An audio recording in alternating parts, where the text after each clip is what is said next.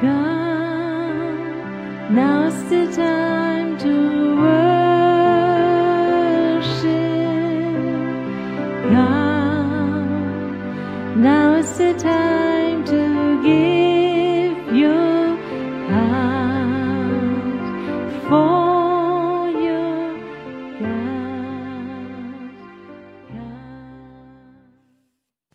La majorité du temps, chaque personne est différente, même chez Dieu. Et ça aussi, il faut qu'on l'accepte. Dieu n'aimerait pas nous cloner.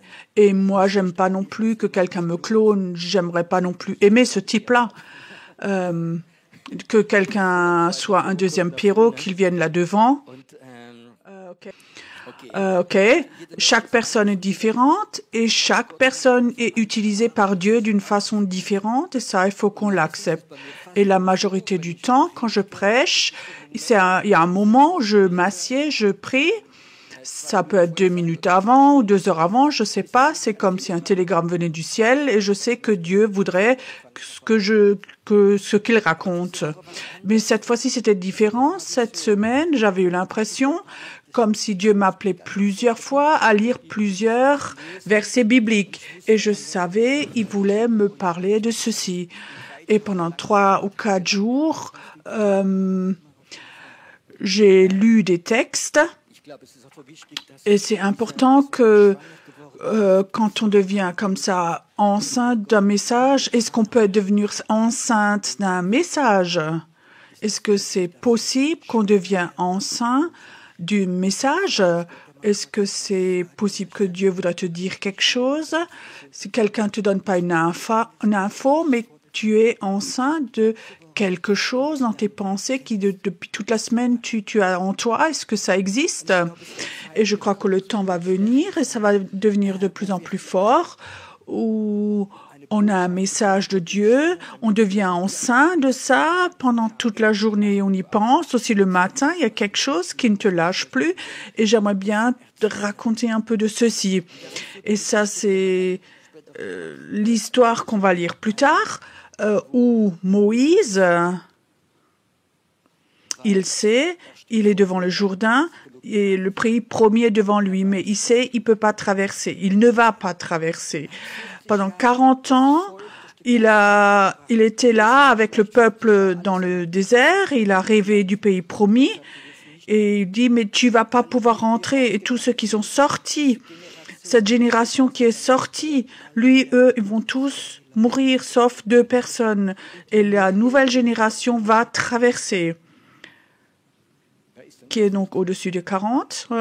OK. Je voulais juste vous faire un tout petit peu peur. C'est OK? Moi, j'ai 39 ans. C'est OK, hein? Ça se voit pas, je sais. Mais Moïse est là. Il est devant le Jourdain.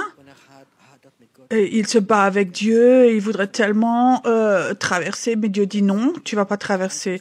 Mais il dit la seule chose que tu peux, c'est monter sur la montagne et regarde prophétiquement dans le pays, vois prophétiquement dans ce pays promis, dans ce Canaan où le lait et le miel coulent. Regarde là. Et il monte sur la montagne et il regarde.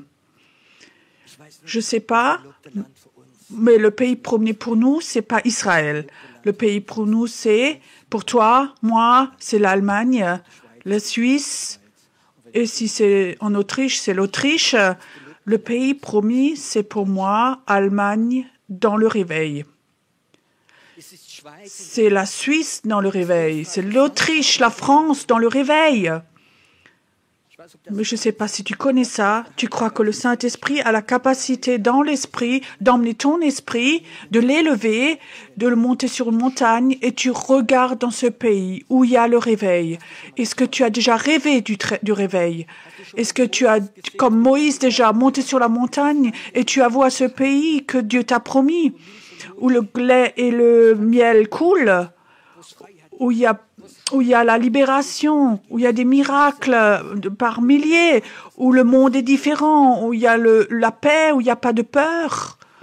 Est-ce que tu crois que le Saint-Esprit a cette capacité aussi cet après-midi peut-être, d'élever ton esprit, et tu es là, et tout d'un coup tu peux sentir, voir, croire le pays promis dans ton esprit, tu le sentir, tu as soif de ceci, tout d'un coup tu es là. J'ai le droit 2-3 fois d'aller sur cette montagne. J'ai déjà raconté. La première fois, c'était à Majorque, il y a 30 ans, chez ce prophète Bob Mann, en haut de l'hôtel. Et j'ai vu l'Allemagne dans le réveil. J'ai vu prophétiquement ce qui allait arriver. Et ça a imprégné ma vie. Et je peux te dire, ça ne suffit pas d'entendre de belles histoires du réveil, mais c'est important que ton esprit puisse traverser, que ton esprit a la capacité de voir, de rêver, d'être dedans, dans le réveil. Et Moïse monte sur cette montagne et voit ce pays et il reçoit quelque chose de Dieu et il descend. Et il rassemble cette nouvelle génération. Les vieux étaient tous morts. Il les rassemble tous et il leur dit quelque chose qui est triste. Mais il dit, j'aimerais traverser avec vous. Mais Dieu m'a dit, j'ai fait une faute. J'étais colérique. Deux fois, j'ai tapé sur le rocher. Et oui, le bâton, c'est... L'autorité, il l'a malmené, mais vous allez traverser, vous allez aller dans ce pays. Et quelque chose qui est très important, il essaie dans cette nouvelle génération de tout leur donner pour que dans le nouveau pays, ils ne fassent pas de faute pour prendre ce pays. Est-ce que vous croyez que c'est important? Il y a aussi un autre verset biblique, Jean 17, la prière. Jésus sait, il va s'en aller, il va quitter ses disciples la majorité du temps. Et tout d'un coup, il fait cette prière dans Jean 17, il donne toutes ses aspirations, il les donne à ses apôtres. Et ça, c'est la même histoire. Moïse les appelle à nouveau, encore une fois, je sais pas si vous comprenez, mais il les aime, c'est son peuple, c'est une nouvelle génération. Ils vont prendre le pays. Dieu va être avec eux, mais c'est important qu'ils apprennent certaines choses. Ces derniers jours, j'ai eu dans mon cœur, Pierrot, on est tout près, c'est tout près, le réveil, on est tout près du Jourdain, et le Jourdain va s'ouvrir, on va traverser, et on doit avoir cette attitude d'attente, de rentrer dans ce pays. Il y a des chrétiens, ils pensent, on est dans le pays promis. Tu sais, nous, chrétiens, on est sortis d'Égypte, on est libérés de l'esclavage. On est libéré du péché, du mort, on a été racheté, on est enfant de Dieu, mais nous, chrétiens, on vit dans le désert. Je sais, on peut rendre le désert beau, on peut l'organiser, on peut faire des programmes du désert, mais c'est toujours encore le désert. Et je vais vous dire, on veut pas avoir des programmes du désert, on veut aller dans le pays promis.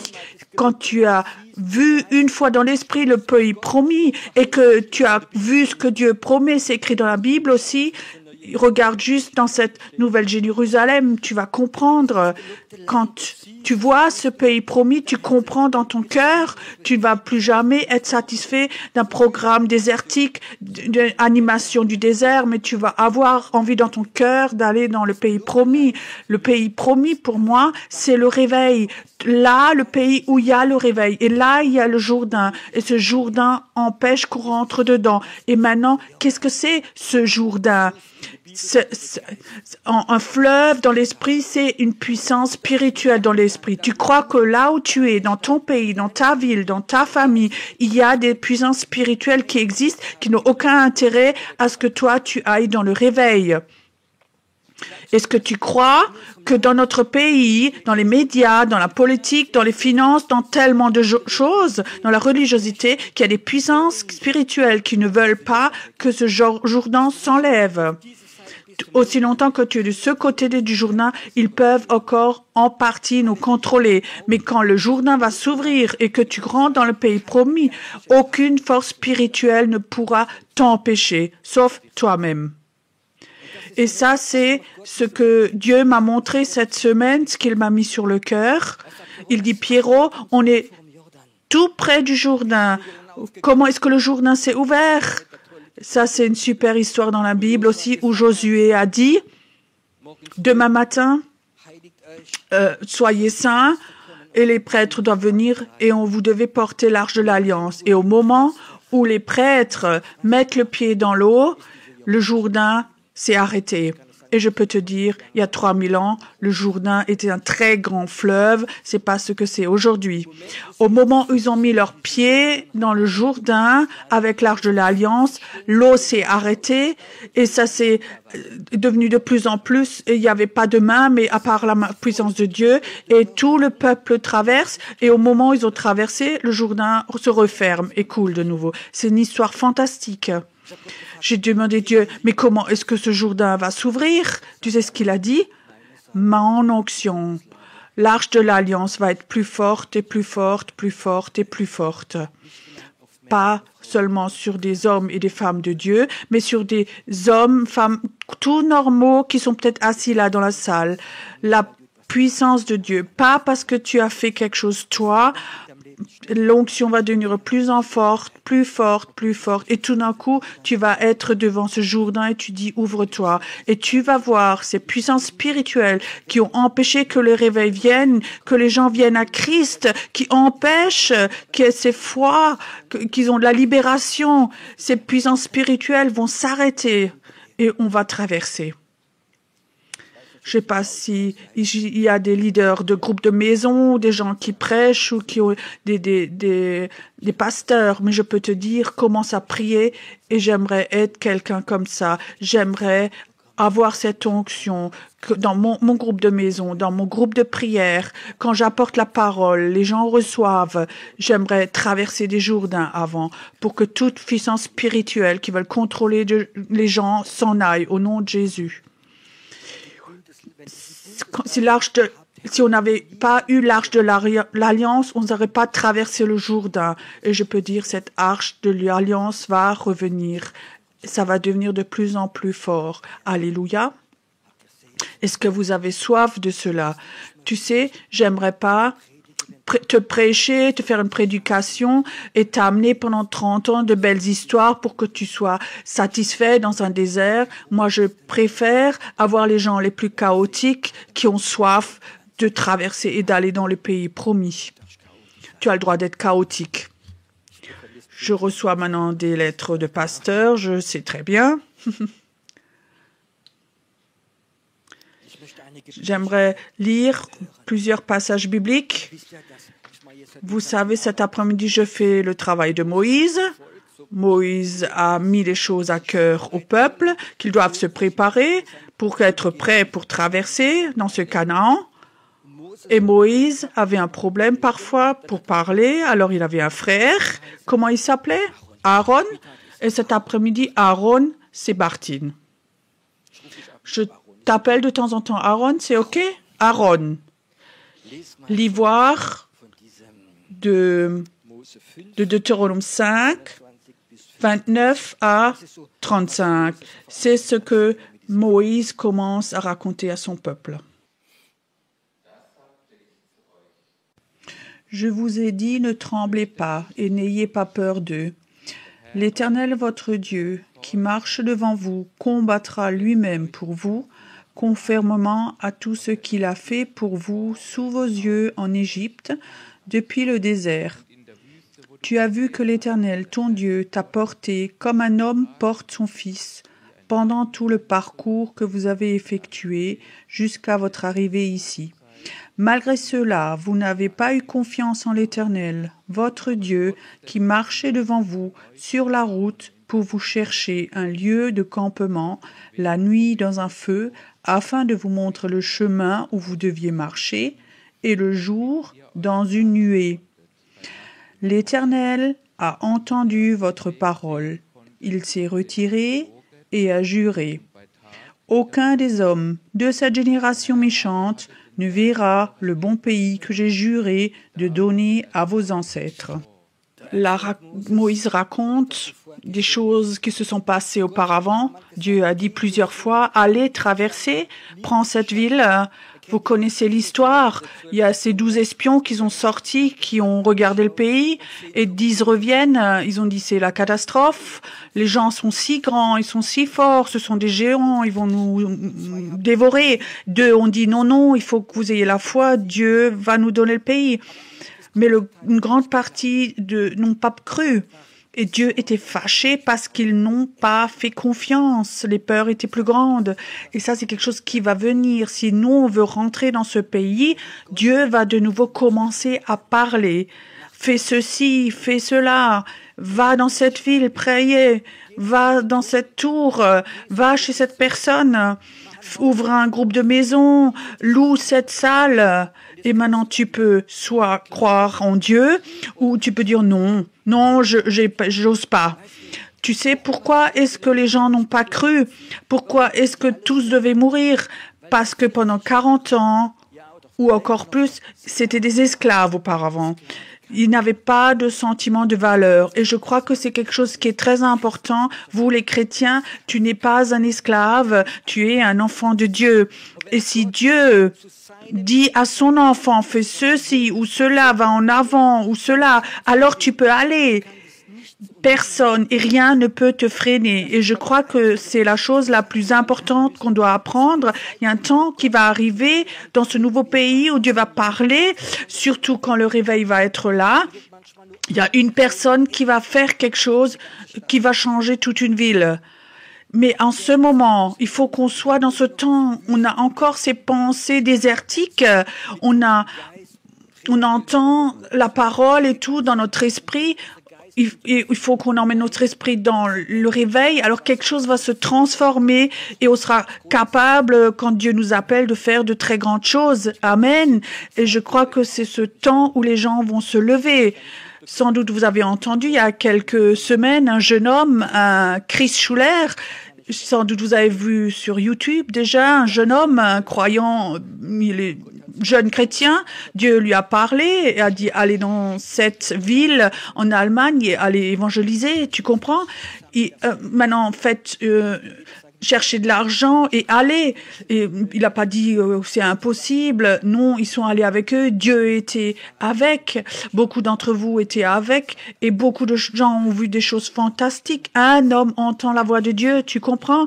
Et je crois que c'est quelque chose qui est tellement important. Les temps vont arriver où Dieu utilise des gens normaux comme toi et moi et ils enlèvent la pensée d'esclave et disent je suis enfant de Dieu. Si tu es enfant de Dieu, ce passé n'est pas important. C'est pas important ce que tu as fait dans ton passé ou comme bêtise, comme chose grave. Moi, tu es mon enfant, je te oins, je t'ai appelé, tu vas aller et tu es justifié par cette foi. Et ces temps vont arriver que le peuple de Dieu n'est pas allé et Dieu était fâché. C'est pour cela qu'il devait mourir dans ce désert. Et cette nouvelle génération s'est levée après. Aaron, t'es prêt? 4:24. Nee, Entschuldigung. Was Falsches gesagt. Ja, 6 von 1 bis 12. Und dies ist das Gebot, die Ordnungen und die Rechtsbestimmungen. Deutéronome 6, 1 à 12. Voici les commandements, les prescriptions et les règles que l'Éternel votre Dieu a ordonné de vous enseigner afin que vous les mettiez en pratique dans le pays dont vous allez prendre possession, afin que tu craignes l'Éternel ton Dieu, en respectant tous les jours de ta vie, toi ainsi que ton fils et ton petit-fils, toutes tes prescriptions et tous les commandements que je te donne, et afin que tu vives longtemps. Tu les écouteras donc, Israël, et tu veilleras à les mettre en pratique afin d'être heureux et de devenir très nombreux, comme te l'a dit l'Éternel, le Dieu de tes ancêtres, en te promettant un pays où coule le lait et le miel. Écoute, Israël, l'Éternel, notre Dieu, est le seul Éternel. Tu aimes l'Éternel, ton Dieu, de tout ton cœur, et de toute ton âme et de toute ta force. Les commandements que je te donne aujourd'hui seront dans ton cœur. Tu les répéteras à tes enfants, tu en parleras quand tu seras chez toi, quand tu seras en voyage, quand tu te coucheras et quand tu te lèveras. Tu les attacheras à tes mains comme un signe et ils seront comme une marque entre tes yeux. Tu les écriras sur les montants de la porte de ta maison et sur les portes de tes villes. L'Éternel, ton Dieu, va te faire entrer dans le pays qu'il a juré à tes ancêtres, à Abraham, à Isaac et à Jacob, de te donner. Tu posséderas de grandes, bonnes villes que tu n'as pas construites, des maisons pleines de toutes sortes de biens et que tu n'as pas remplies, des citernes que tu n'as pas creusées, et des vignes et des oliviers que tu n'as pas plantés. Lorsque tu mangeras à satiété, fais bien attention de ne pas oublier l'Éternel qui t'a fait sortir d'Égypte, de la maison de l'esclavage. Jetzt vielleicht 7 von 13 bis 15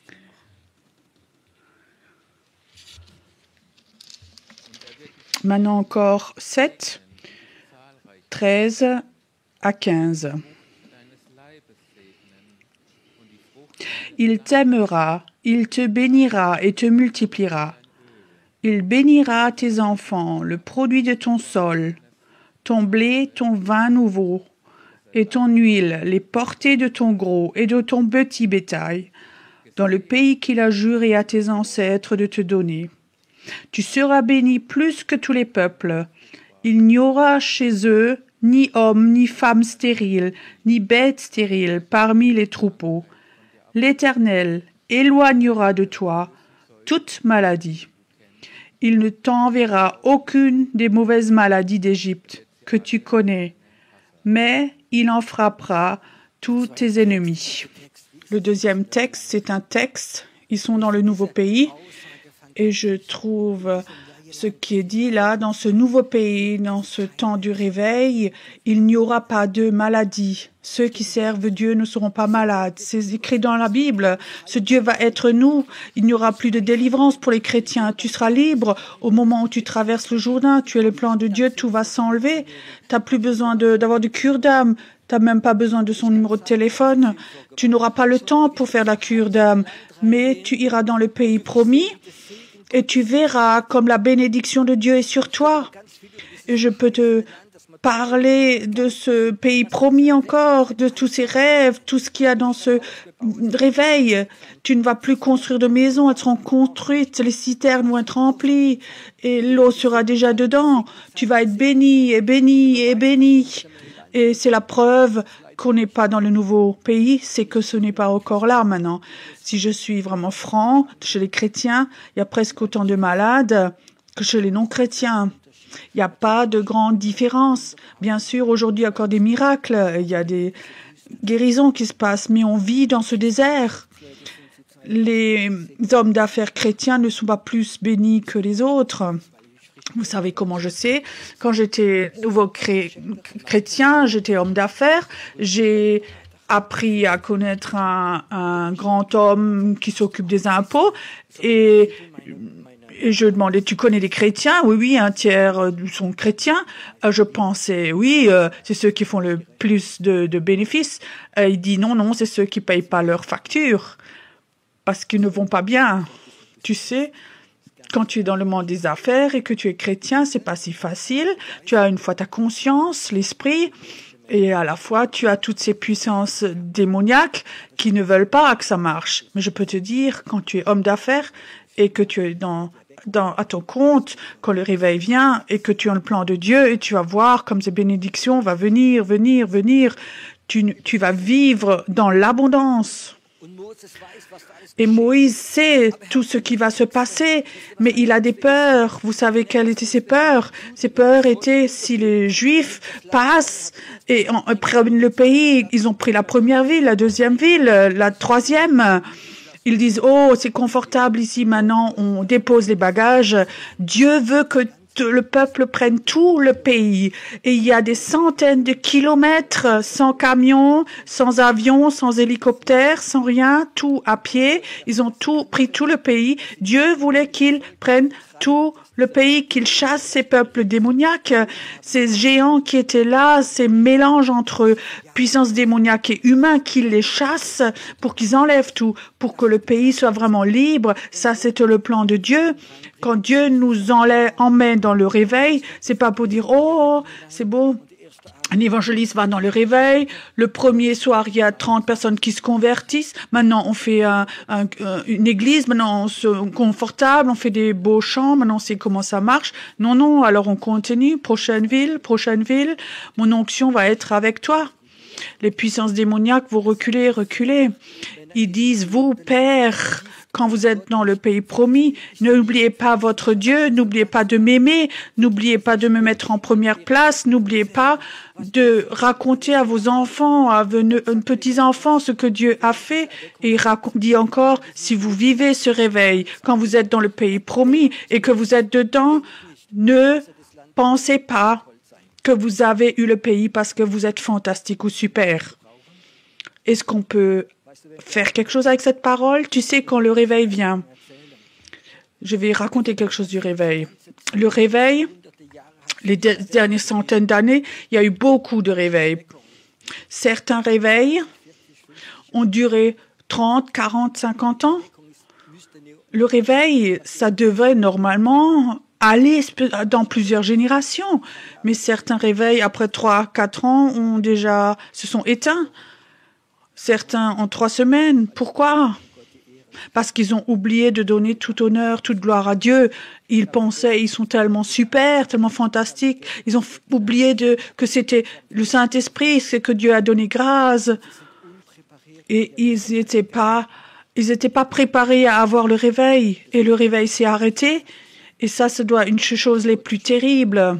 Moi, j'ai promis à Dieu, quand le réveil commence et tu me laisses entrer dans ce pays, je vais essayer jusqu'au dernier jour de ma vie d'être là dans ce réveil, d'aller là où tu me veux. Pas de dire maintenant, vous continuez, on est là, j'ai mon jardin. Non, je voudrais aller là, ce que Dieu a promis. Et c'est ce que Dieu veut nous mettre dans nos cœurs quand le réveil vient. Est-ce que tu es prêt, peu importe ce que ça coûte, d'aller dans cet endroit, cette ville, de dire cette prière que lui veut ou que tu veux juste prier pour tes besoins? Maintenant, j'arrive au dernier point. Quand le réveil arrive, est-ce qu'il y a d'autres puissances spirituelles qui sont là, dans ce pays du réveil? Et ces puissances sont plus sérieuses. La puissance de Dieu, l'onction va être si forte sur toi, mais le danger que si tu n'écoutes pas, que cette onction te détruise. Ce que je dis, c'est quelque chose de très, très sérieux. Mais oui, mais tu dis peut-être oui, c'est donc un Dieu de grâce dans le désert. Oui, bien sûr, je connais ce Dieu de grâce. C'est tellement fantastique qui nous donne grâce. Mais je sais que quand tu auras le réveil, et le réveil est saint, c'est important pour Dieu, alors il faut que tu respectes tout ça quand tu rentres là-dedans. Je te donne un exemple. Quand Jésus est allé au ciel, 40 jours plus tard, il y a ce déversement de l'esprit sur la terre. Des milliers de personnes se sont converties. L'Église a commencé. Il y a cette fameuse histoire de Ananias et Saphira. Est-ce que ça a à voir quelque chose avec la grâce? Tu comprends? Pendant le culte, tous les deux, ils sont morts pendant le culte. Pourquoi? Parce que c'était un temps saint. Et je te dis, quand le réveil commence, le temps saint va arriver, ces choses, on va les vivre. Dieu m'a déjà enseigné et je peux te dire, c'est pas facile. Quand j'ai commencé avec le ministère, quand j'étais délivré, converti, donc Dieu m'utilisait puissamment. Dieu m'a dit, il y a 2 villes où je voudrais pas que tu y ailles. Et après un temps court, il y a une grande personnalité d'une des villes qui m'a invité si je dois prêcher. Mon épouse me disait, Pierrot, fais attention, Dieu t'a dit, il faut pas que tu ailles dans ces 2 villes. Alors, j'ai réfléchi longtemps parce que cette personne qui m'a invité, elle était très importante. C'était une grande porte qui s'ouvrait pour moi, une opportunité. Et je disais à mon épouse, ouais, ça fait déjà un certain temps, je vais dans cette ville. Le résultat, le soir, je rentre avec une nouvelle voiture sur l'autoroute, sur la descente d'autoroute, la direction assistée s'est cassée. J'avais presque un accident.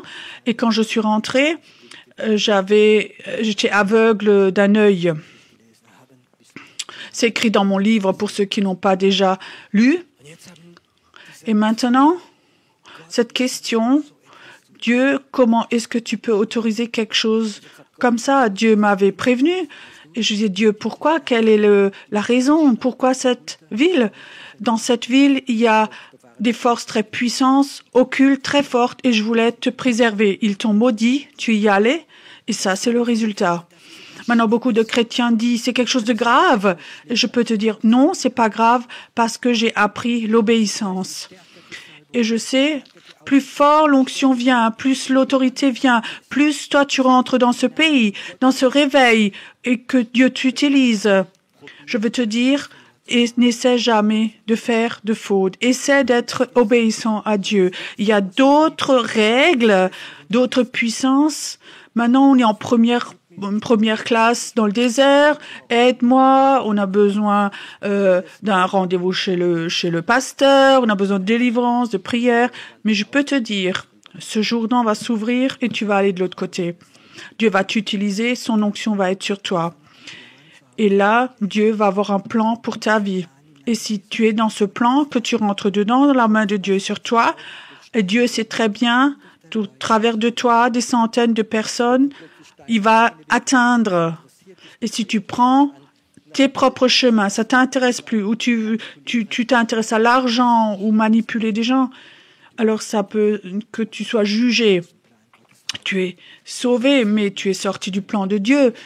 Et si beaucoup de gens ne réalisent pas le plan de Dieu ne va pas se réaliser.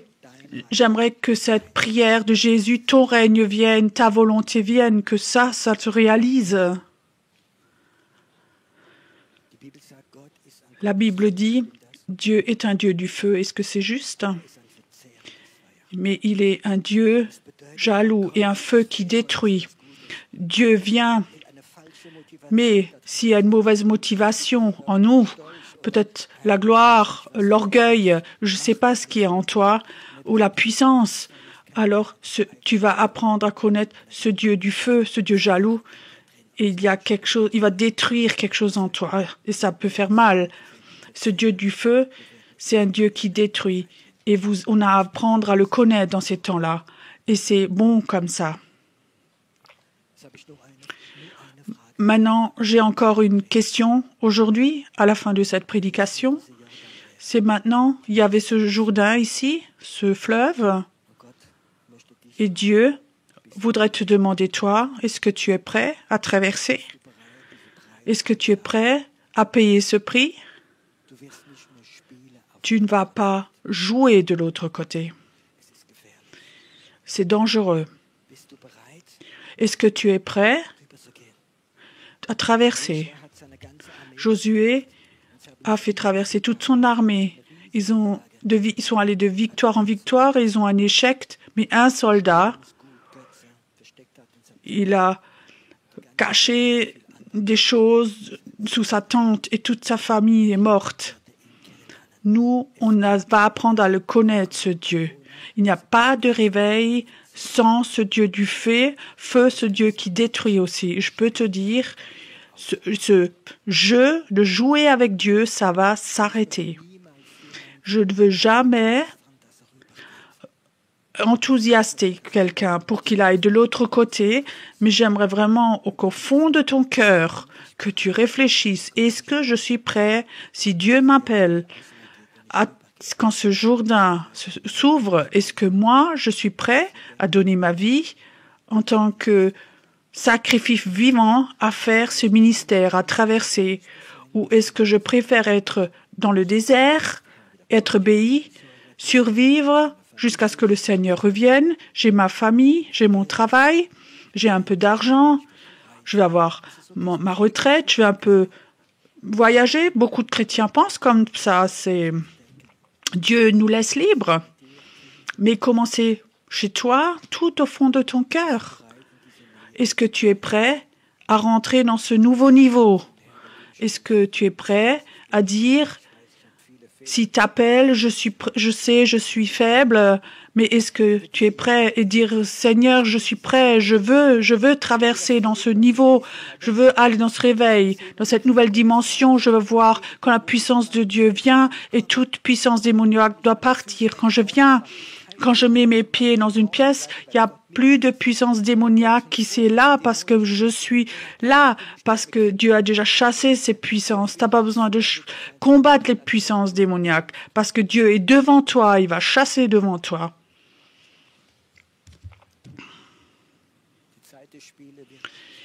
Le temps du jeu va être fini dans ce temps-là.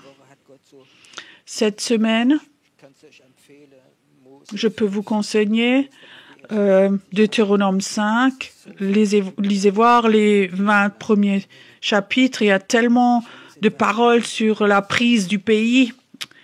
C'est vraiment, Dieu voudrait, comme Moïse a préparé son peuple, Moïse veut préparer le peuple au réveil.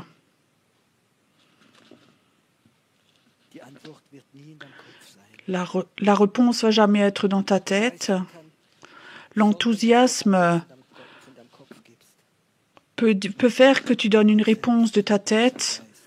Dieu seul, avec son esprit, peut toucher ton cœur.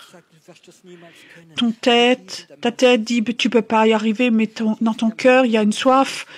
Au fond de ton cœur, il y a une soif de prendre ce pays.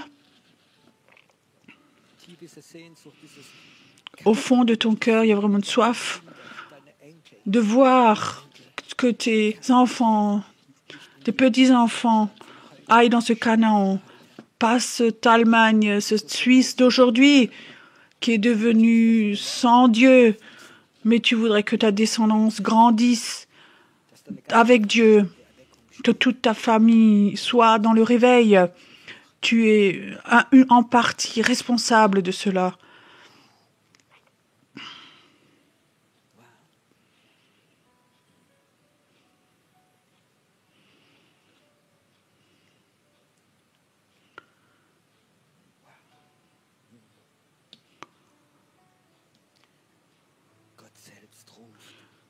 Dieu lui-même appelle. Dieu lui-même nous rend capables. Dieu lui-même appelle notre esprit comme ces 12 espions qui sont allés dans le pays pour regarder le pays.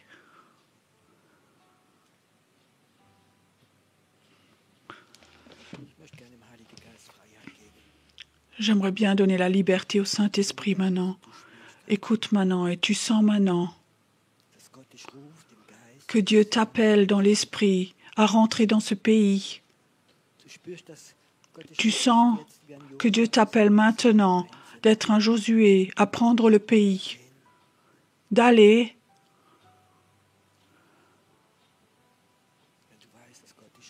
Si tu sais que Dieu t'appelle d'être un Josué, et tu peux déjà commencer dans l'esprit à prendre le pays, alors lève-toi simplement et marche là dans la salle. Ne t'occupe pas des autres, mais si, comme dans l'esprit, comme ça tu rentres dans ce pays, c'est comme dans l'esprit tu dis, moi je vais rentrer dans ce pays, maintenant prophétiquement je rentre déjà, je traverse ce Jourdain, un moment dans l'esprit maintenant, je vais prendre ce pays, je veux prendre ce pays. Toi qui peut-être es chez toi, tu peux le faire chez toi à la maison, ou toi qui écoutes, viens, tu peux chez toi à la maison, lève-toi et marche dans ta chambre. Tu peux plus tard aussi mettre tes chaussures et je veux prendre un bout de pays dehors, je veux être un Josué, j'aimerais diriger les gens, je veux le vivre ça, je veux être un leader. Il y en a certains qui sont là, qui marchent maintenant, et cette semaine, tu as senti cet esprit de mort comme ça. Tu l'as senti toute la semaine. Il y a quelque chose qui est allé contre toi toute cette semaine. Et le Seigneur dit, maintenant lève-toi et dis à cet esprit de mort, il doit s'en aller. Wir sehen, dass dieser Druck Et tu vas voir que cette pression que tu as sentie ces jours, elle va s'en aller, cette pression. Ça va s'en aller. widerstehen, diesem Tod, und du wirst sehen, wie das Leben Résiste à cette mort et tu vas voir comme la vie de Dieu va venir, va venir. diese Zeit, sagt der Herr, C'est un temps, c'est ce temps maintenant, dit Dieu, voll prophetisch. où mon peuple prophétiquement va aller dans les pays. Tu vas prendre le pays.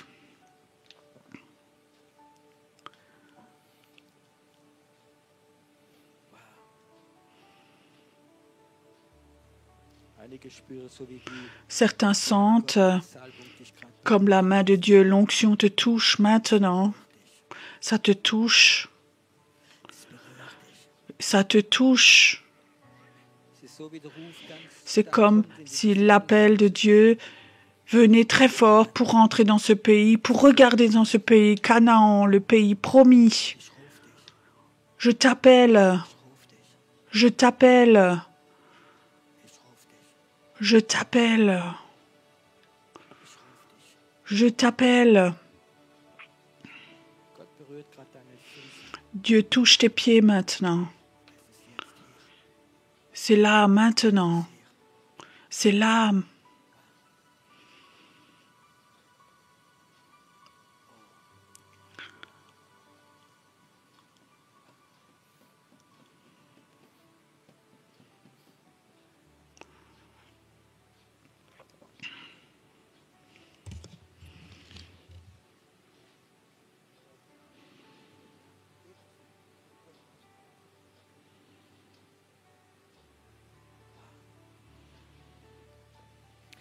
Danke, Herr, dass Engel kommen, Merci Seigneur que des anges viennent quand ton peuple prophétiquement va dans l'obéissance, que ça va venir, que ça va venir.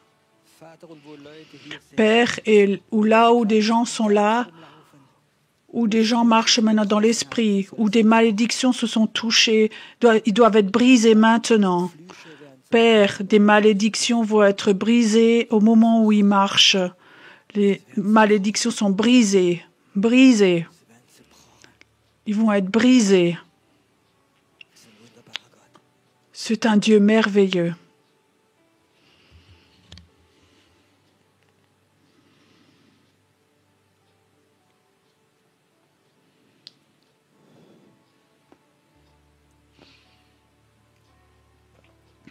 es sind mehrere Leute hier. Il y a plusieurs personnes qui sont là. Tu es en train de marcher. Toute ta semaine, Kreuzschmerzen gehabt, ist jemand tu avais des douleurs de dos et tu avais des douleurs dans le bas-ventre. Ça vient aussi de cette colonne vertébrale du dos. Viens devant maintenant, ici. Wir werden beten, dass es auf. On va prier que ça s'arrête. Der Jordan ist auseinandergegangen. Le Jourdain, c'est ouvert, c'est arrêté. Et on va prier que maintenant, il y a un temps de miracles qui se passe pour que des guérisons se passent. Now's the time to worship. Come, now's the time.